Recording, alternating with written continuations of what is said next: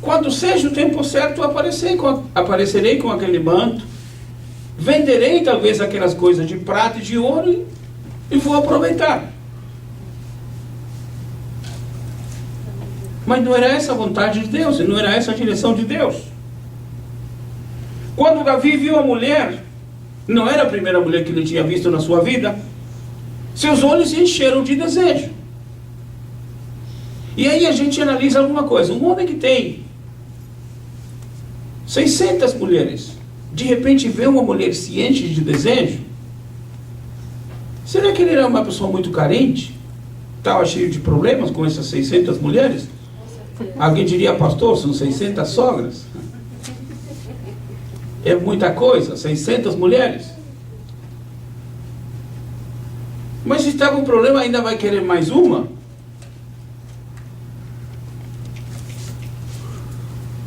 Satanás oferece atalhos para que o crente possa evitar a dor, o sacrifício, o trabalho, a dificuldade.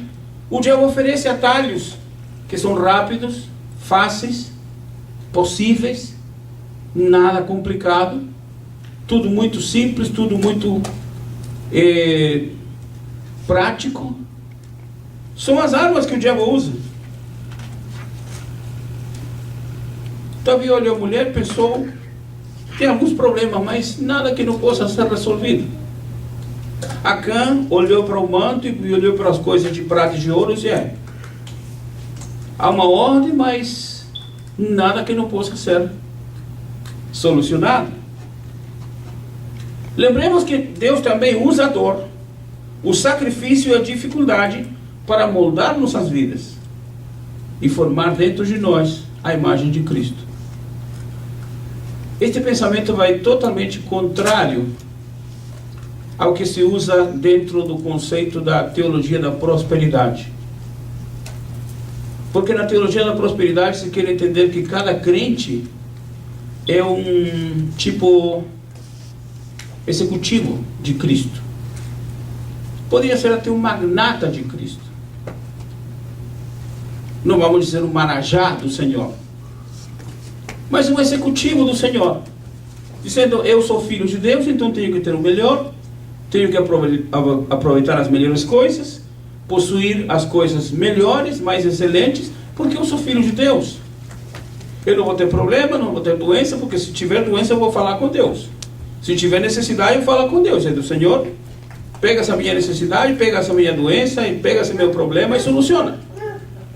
Então vamos falar com Deus, porque Deus, Ele tem que fazer, porque eu sou filho dele. Então esse pensamento não é 100% bíblico. Não é 100%, não é totalmente bíblico. Por quê?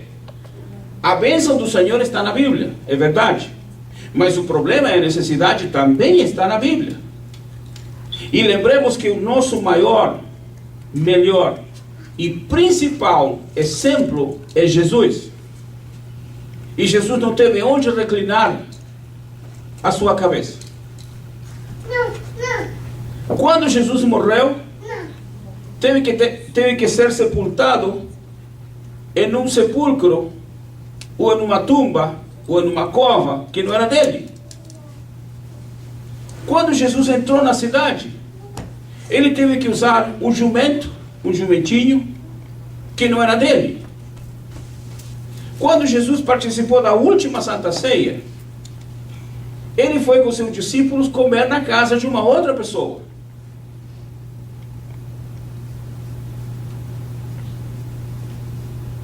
E esse é o nosso principal exemplo. Então, não digo que a prosperidade não seja bíblica, é bíblica. Mas, entre prosperidade e necessidade, entre prosperidade e luta, entre prosperidade e problema, deve haver um equilíbrio. Não é só prosperidade. Isso não é bíblico. Agora, a prosperidade bíblica é aquela que o salmista diz: fui jovem, agora sou velho. Nunca vi um justo desamparado e a sua semente mendigar o pão. Aí sim, isso é bíblico. O cuidado de Deus, a proteção de Deus, o amparo de Deus, o socorro de Deus é algo permanente, isso não falha. Amém por isso. Amém. Não falha nem para o rico, nem para o pobre. Para todos os servos de Deus está o cuidado do Senhor. Amém. Temos a história de Agar. Quando o filho prometido a Abraão não chegava, sua esposa decidiu ajudar e facilitar aquilo que ela entendia como projeto de Deus. E Abraão obedeceu, se submeteu, aceitou, para não discutir, para não ter problemas. Davi manda matar Urias. É uma forma rápida de sair do problema. Davi olha para a mulher fica calada. Davi entende que essa mulher é casada. Diz, então há um problema. Como podemos solucionar esse problema? Muito simples, manda um homem à frente do exército para o campo de batalha. Ele vai morrer. Então, aconteceu, o homem morreu. Solucionou o problema rapidamente, com uma ordem só. Satanás e a carne se juntam e formam um conjunto para desviar o crente da direção de Deus. Em Efésios capítulo 4, versículos 1, 2, 3 e 4, vamos ver esses textos, esse texto bíblico. Desta vez eu acho que escrevi certo o meu papelzinho. Efésios 4, versículos 1 até o versículo 4. Paulo disse aos Efésios: rogo-vos, pois, eu, o preso do Senhor, que andeis como é digno da vocação com que fostes chamados. E aqui Paulo vai descrever a maneira como o crente deve andar, o seu comportamento, a sua atitude, com toda a humildade e mansidão, com longanimidade, suportando-vos uns aos outros em amor. Este versículo 2 não é tão grande, mas é profundo. Primeiro, andar com toda a humildade. Não é metade da humildade. Tem que andar com toda a humildade. E mansidão. Ou seja, ser humilde e ser manso. Logo depois, com longanimidade. Ou seja, uma paciência muito, muito longa. E aí entra o que para alguns crentes é uma coisa um pouco difícil. Suportando-vos uns aos outros.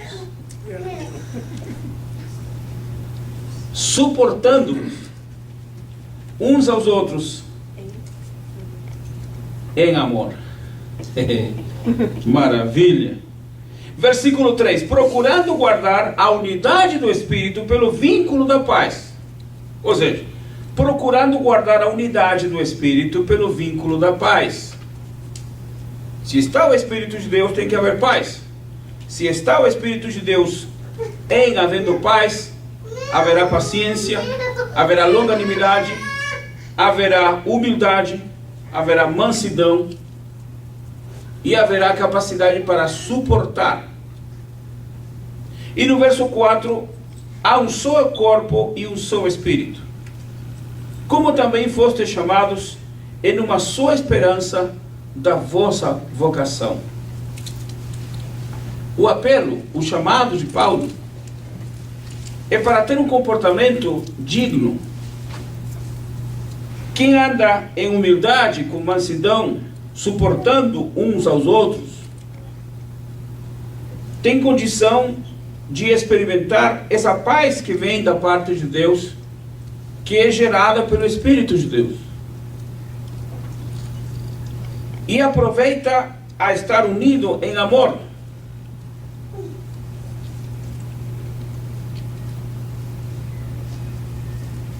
Em minhas relações pessoais, familiares e sociais, eu preciso ter sempre a paz, porque essa é a vontade de Deus. 2 de Coríntios, capítulo 2, versículos 10 a 12, disse: a quem vocês perdoarem, eu também perdoarei, para que Satanás não tenha vantagem sobre nós, pois não ignoramos os seus ardis. Paulo diz, olha, e quando Paulo escreve esta carta, esta segunda carta, se a gente não entende o motivo desta segunda carta, poderia entender que quando Paulo diz, a quem vocês perdoarem, eu também perdoarei. E a impressão que dá é que Paulo está querendo se unir só em espírito, só em ideia, só em pensamento, e que se os irmãos tiveram dificuldades, tiveram problemas, e os irmãos pedem perdão e se perdoam, Paulo diz, eu também estarei perdoando juntamente com vocês. Mas entre a primeira e a segunda carta, se entende que houve alguma dificuldade. Alguns irmãos em Corinto se levantaram contra Paulo, falaram dele, criticaram o seu ministério, não aceitaram a sua unção ministerial, se revoltaram, se levantaram contra ele, criaram confusão. E Paulo escreve uma carta com um certo sentimento, com uma certa, não diria indignação, mas com uma certa certo ar de tristeza, porque os irmãos da igreja, porque as pessoas que faziam parte se levantaram, criticaram, falaram mal e criaram problemas. E aí Paulo escreve falando para os líderes, a quem vocês perdoarem, ou seja, o sujeito que me ofendeu, o sujeito que falou mal de mim, o sujeito que me criticou, a quem vocês perdoarem, eu também perdoarei, para que Satanás não tenha vantagem sobre nós. Porque o diabo sabe que se a pessoa não consegue perdoar, se a pessoa não consegue abrir seu coração para perdoar em amor, para entender as coisas, para viver uma vida mansa, uma vida tranquila, uma vida em paz, o diabo vai tirar vantagem disso. Então Paulo diz, Satanás não vai tirar vantagem. Satanás não vai se posicionar nesse aspecto. Então, Satanás nos direciona a encontrar segurança por meios humanos. Alguns crentes às vezes pensam que comprar um carro grande, forte, para ter segurança, ou ter uma casa bem estruturada, bem construída, uma casa bem segura para que não haja assalto, não haja dificuldades, algumas pessoas poderiam entender que isso é realmente o que tem que ser feito. É verdade que se temos condições econômicas, vamos querer o melhor para a nossa família, para a nossa segurança, em termos de conforto, em termos de tranquilidade. Mas não pensando que se temos um carro forte, nós vamos nos livrar de um acidente. Não pensar que pelo fato de ter uma casa bem construída, bem sólida, estaremos seguros totalmente. Porque o nosso pensamento de segurança, o nosso pensamento de tranquilidade, o nosso pensamento de preservação, não deve estar nas coisas materiais. A nossa dependência tem que ser do Senhor. Porque a Bíblia diz que se Deus não guardar